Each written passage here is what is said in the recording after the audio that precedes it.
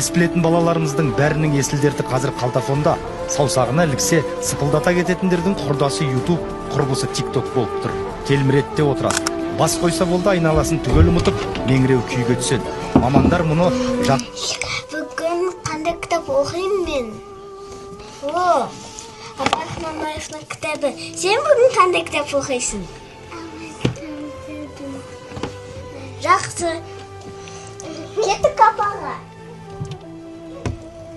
Апаның кітапты оқып беріңізші. Ой, тамаша, келіңдер қыздарым. Кітап оқимыз.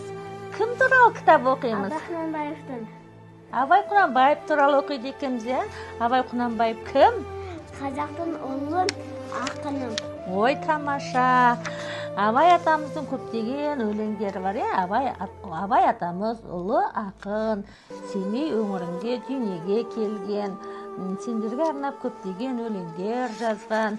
Мен бастауыш сыныпта оқып жүргенде «Әсемпаз болма әрнеге» деген өлең жаттаған болатынсың, иә? Есіңде ме? Иә. Тамаша.